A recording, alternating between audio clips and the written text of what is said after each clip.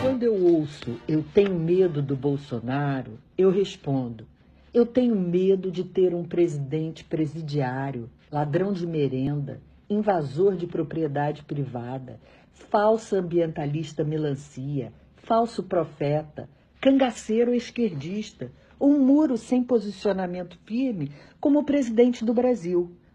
Quando eu ouço "eu tenho medo do Bolsonaro", eu respondo: eu tenho medo de bandido, de assassino, de traficante. Quando eu ouço "eu tenho medo do Bolsonaro", eu respondo: eu tenho medo de sair de casa e não saber se vou voltar assassinada por um marginal com requintes de crueldade. Quando eu ouço "eu tenho medo do Bolsonaro", eu respondo: eu tenho medo de ver crianças sendo expostas à erotização precoce, tornando-se alvos fáceis para pedófilos. Quando eu ouço "eu tenho medo do Bolsonaro", eu respondo: eu tenho medo de ver alunos sendo doutrinados ao invés de formados nas escolas e universidades, tornando-se população improdutiva e inútil para o futuro do país. Quando eu ouço "eu tenho medo do Bolsonaro", eu respondo: eu tenho medo da disseminação do ódio entre as pessoas, camuflado sobre a denominação de defesa das minorias.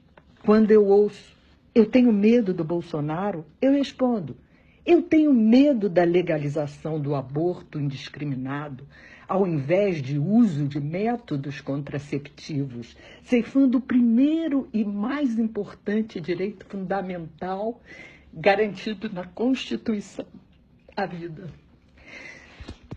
Quando eu ouço "eu tenho medo do Bolsonaro", eu respondo: eu tenho medo de uma justiça aparelhada que usa toga ideologicamente para legalizar o crime e a corrupção.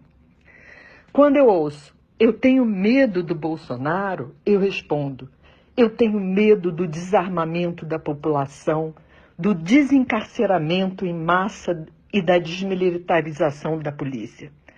Quando eu ouço "eu tenho medo do Bolsonaro", eu respondo: eu tenho medo do genocídio de policiais e militares.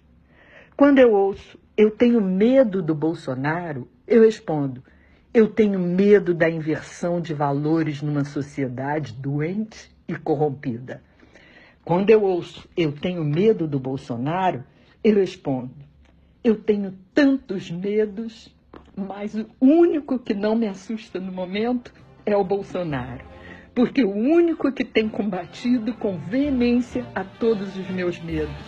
O resto, bem, o resto é sopa de letrinhas.